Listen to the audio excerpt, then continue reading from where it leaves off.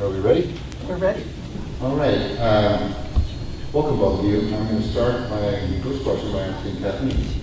The legal field is filled with opportunities that stand to offer better pay than that of a Superior Court judge. Why have we chosen to pursue the office rather than something that's more financially lucrative? Well, I actually left, and my name is Catherine. Oh, I'm sorry. That's okay. Catherine Gulmert. And I left a very lucrative practice to run for Superior Court judge because I felt I had the qualifications necessary, and I'm very public-spirited minded, and I prayed about it and thought about it and decided that this was what I wanted to do to best serve this county and this community. Sorry, I'm not sure which. Sorry about that, Catherine. Feels like it's coming from here. Hello?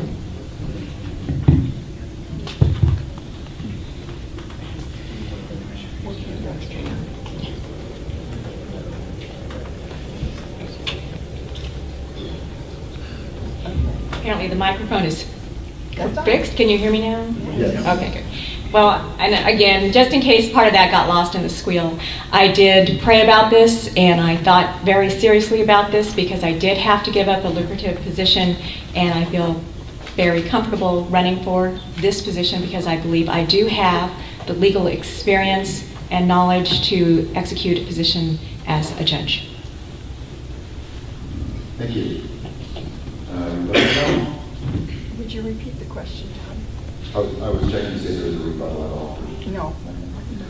Rebuttal is second. Julie, the legal field is filled with opportunities that stand to offer better pay than that of the Superior Court judge.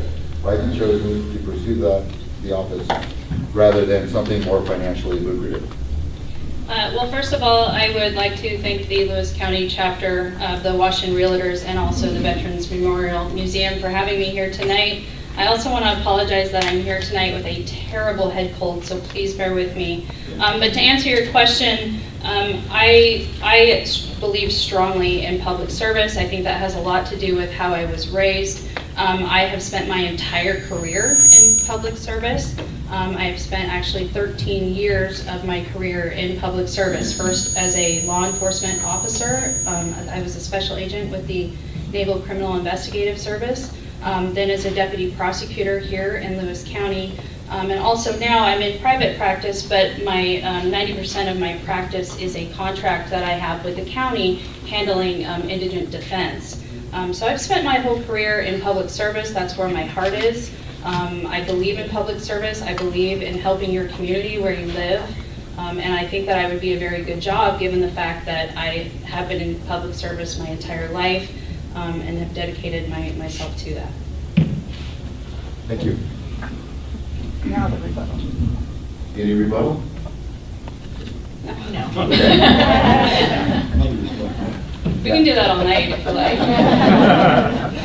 Jolie, we'll start with you first on this one. Drug court has been widely heralded as a success in rehabilitating offenders in Lewis County. Likewise, the early start of mental health court has provided another option. Can you describe your philosophy when it comes to these issues and the greater matter of incarceration versus rehabilitation? Well, I absolutely believe in rehabilitation. In my extensive experience with criminal offenders and also with drug courts, all the evidence shows that rehabilitation is the way to go. I know there's a lot of people out there that believe, you really got to be tough on crime and whatnot, and you do at times when you have offenders that, are offending for the third, fourth, fifth time. But we get a lot of offenders, mostly with extensive drug addictions, that came from backgrounds that most of us didn't come from, and they need help and they need rehabilitation. And if they are rehabilitated, and drug court has been very successful in doing that with people, it not only will rehabilitate that person and make their lives better, but it also saves a lot of money for this county. Because every time somebody reoffends and they're held in custody or they have hearings, that costs the county a lot of money. So that's a big issue. I have tons of experience with alternative courts. I was a prosecutor for the Lewis County Drug Court for 3.5 years. I currently sit on the Family Treatment Court, where I am a defense attorney for Family Treatment Court, which is dependencies. those are families that have lost their children because of drug addiction mainly, and they're trying to get those children back. And I've also been part of the juvenile recovery courts as well, which is basically the drug courts for the juveniles under 18. So I have very extensive experience in that, and I do believe in them. Thank you. Catherine, I'll repeat the question for you. Drug court has been widely heralded as a success in rehabilitating offenders in Lewis County. Likewise, the mental health court has provided another option for those facing mental health issues. Can you describe your philosophy when it comes to these issues in the greater matter of incarceration versus rehabilitation? Well, incarceration is appropriate for some types of crimes, but drug court, having been a drug court prosecutor here in Lewis County with Judge Hall, as well as in Jefferson County with Judge Verser, and doing juvenile drug court in Cowlitz County, I am very familiar with the process, and I have seen very many success stories of people who maybe competed felonies by stealing, and we're looking at very long prison terms of 10 years plus, but who managed through drug court and being held accountable through the drug court program to turn their lives around, become counselors and other things of that nature. So it can work, but you do have to hold people accountable, and if they don't meet the criteria of the program, then they lose that privilege, and it is a privilege, like driving is a privilege. You have to do those things. In regards to mental health court, I was involved with the inception of the mental health court in Cowlitz County. I also have done a lot of mental health hearings for years, many trials and hearings in mental health court representing not only the state of Washington for those allegedly insane, not getting out and back into the community where they are a threat to themselves or others, and also conversely, I have represented them, the individuals who want out, who are being told that they can't be released until they have reached a level of mental stability because they are allegedly a danger to themselves or others. So having gone to both sides of those spectrum, I see that it really does help because we have a lot of individuals who are just on the margins. And it's not a crime to have a mental health illness. But if your behavior leads you to criminal activity, then it is a wonderful thing that we have mental health court where they have that imposed treatment and coverage and the accountability that mental health court, like drug court, affords them. And it does keep them from recidivism. So, any rebuttal?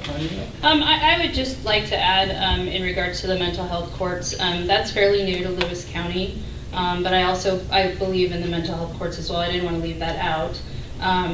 As Catherine stated, mental health it's a large part of what's going on in the criminal justice system. And thankfully, our drug court has done a really good job already of treating people with mental health, because the majority of the people in drug court that have addiction, it started off with mental health issues and them trying to treat themselves through addiction, through drugs.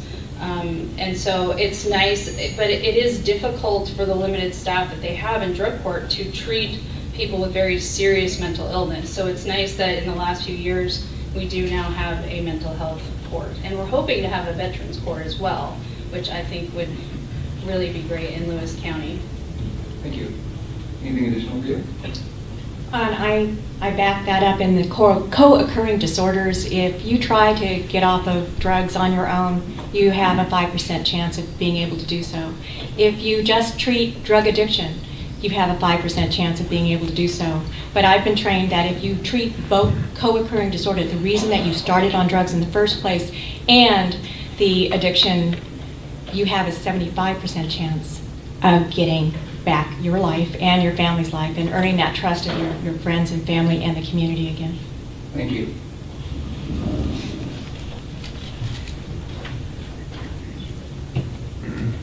Okay, first question is for Catherine. The question that I have here is, what judicial, legal, or law enforcement oriented experiences most prepares and qualifies you to become a Superior Court judge? Well, I have never been a pro tem judge or a judge in any jurisdiction ever, and I've never claimed to be. But what I have done through my course of practice is been both prosecutor and defense attorney, both representing the state and the indigent mental health in both Superior and District Court. I have practiced family law. I've been a guardian ad litem for family law. I've practiced elder law and have been a guardian ad litem for the elderly. I have done mental health court, drug court. I work with Veterans Administration and all of those different fields. Plus, before I decided to become a lawyer, I was a human resource director, and so there was a time that I actually worked in human resources as assistant dean and dealt with contracts and tenure and all those other fun things, which is why I went back to criminal law so much faster. But it was really a good experience in all of those things. The experience of sitting across from a grandmother who's having to put their child into a guardianship because they know that that child is going to outlive them and they need to be protected from people who would overstep their bounds as caregivers. Sit with the family and the children that are being considered for separation. You know, do they go to the grandparents? Do they go to this dad? Do they go to the mother? Is either parent really deserving of this particular child? You know, being in the trenches and actually doing the job and presenting to the judges and advocating to the judges for both sides gives me a unique perspective in those various areas of law to be able to discern when those cases come before me, those particular issues, and hopefully make a good and fair judgment in those cases. Billy, question for you. What judicial, legal, or law enforcement oriented experience most prepared you, qualifies you to become a Superior Court judge? Well, I have extensive experience in all those areas, actually. As I stated earlier, I was a law enforcement officer. I spent 5 years with NCIS as a special agent down in San Diego. I started off doing criminal investigations. I investigated murders, rapes, property crimes, all kinds of criminal investigations. And then I quickly moved over to counterterrorism, so I've done that as well. Not only have I worked in law enforcement, but I've also worked with the military. I also was a deputy prosecutor. I prosecuted violent offenses. I was actually the prosecutor that was the only prosecutor that did sexual assault crimes in our office. I did crimes against children, rape, sexual assaults, domestic violence, and I've done tons of jury trials with those same types of cases, murders, rapes, assaults.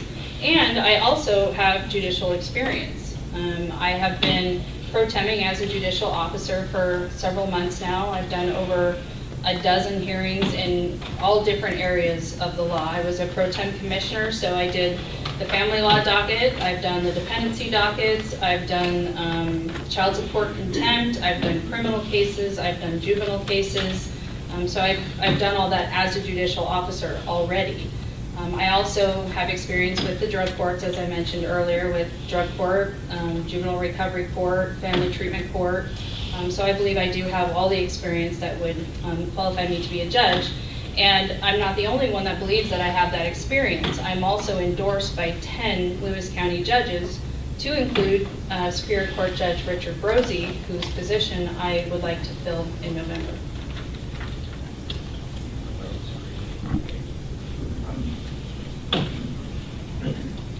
Good evening. Since I don't have your first names, I'm going to be very proper with both of you. Do you think it's important for a judicial candidate to have existing ties to the local courthouse and personnel? Absolutely. I think that is critical to being a judge, and I do have those local ties to the community and to our local courthouse. I live in this community, I work in this community, I raise my son in this community, I go to church in this community. My husband is also a local attorney in our community. He's out of Centralia. So we have very strong ties to the community. I also am the only candidate that has, for the last several years, been practicing in Lewis County. I am in that courthouse every single day. I practice in front of our judges, which is why they're so familiar with me and which is why they are endorsing me as the candidate. Thank you. The same question, do you think it's important for a judicial candidate to have existing ties with the local courthouse and personnel? I do know most of the personnel within the courthouse, not necessarily the law enforcement has pretty much switched over. All the young officers are now practically ready to retire since I first practiced here. But what I do have strong ties with is the community. I have been living here and have owned property here, and my church is here. My family, I don't have any family anymore. Unfortunately, my father recently passed. But I have a commitment to the community, and I think in many ways, not being tied into the legal fraternity per se, allows me to look at every single case, the facts as presented, and not have any biases based on prior experience with a particular attorney or a particular subject or a particular defendant. And yet, because I've been practicing in another county, doing all the different types of cases that have been described here, violent offenses, the financial frauds, all of those different types of things that I mentioned earlier, I have a very strong knowledge of the law and how it should be applied. But the facts and the attorney, they will be fresh and new to me, so I won't have any preconceived ideas about, oh, it's that guy again, or, oh, I'm having lunch with that person later. None of that exists for me because my legal practice was in Cowlitz County primarily for the last 10 years. And my love is for the people of this community. That's why I'm here. Thank you. Well, I disagree that it's not important. I disagree that it's somehow going to make you biased if you've been practicing here for a long time. If you haven't been practicing here, you're not going to have a pulse on what's going on in the community. As far as legal concerns and offenders and whatnot, you're not really going to have any idea as to how our judiciary is run because all courts are different. So you're not going to have any idea of how our judiciary is run, how our drug courts are run.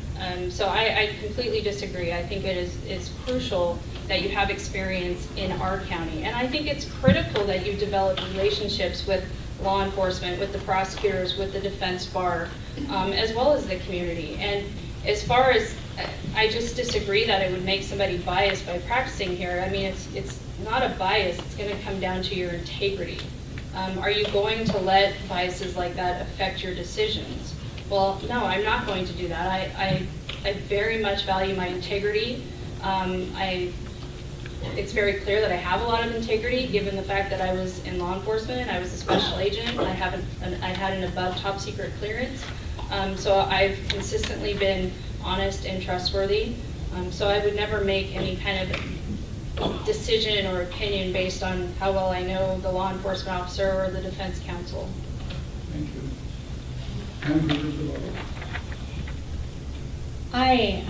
It seems as if everyone's forgotten that I actually did practice here for a couple of years. I have had the privilege of practicing in Jefferson County, Grays Harbor County, Cowlitz County, and Lewis County. And all of those courts are a little bit different. Jefferson County has a bell that goes off every hour instead of a train that goes by. So I am familiar with the workings of courthouses, and I think that the positive of that is that I bring a more open and worldly opinion when I come to the bench. Thank you. Brent, we have time for that extra question. I have a question, extra question for the judge candidates. I'll start with you, Catherine. What are the strongest attributes that make you the best candidate as a Superior Court judge? I think my strongest attributes are, first, that I pray before I start, and I do that every day, and people who know me know that. It's not something I'm just saying today, because the people in this community who know me know that to be the case. Secondly, I am devoted to public service.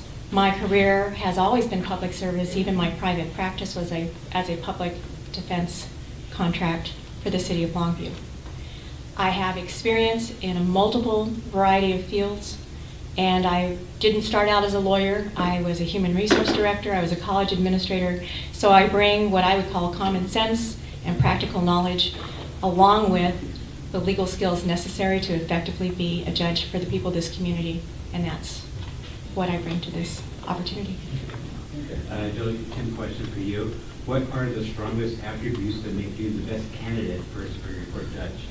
Well, I think the strongest attributes that any judge can have is integrity, knowledge, and fairness. I have all those attributes. You can ask anyone that knows me, anyone that I've ever been in front of, anyone that I've ever worked with. I also think that my diverse experience makes me the best candidate to be a judge because, like I said, I've seen it all. I've been in law enforcement, I've been a prosecutor, I've been in defense, and I have seen it all. And so I think that experience will bring something to our judiciary that we've never had before, actually. So I think that's what makes me the best candidate. You, Rebecca?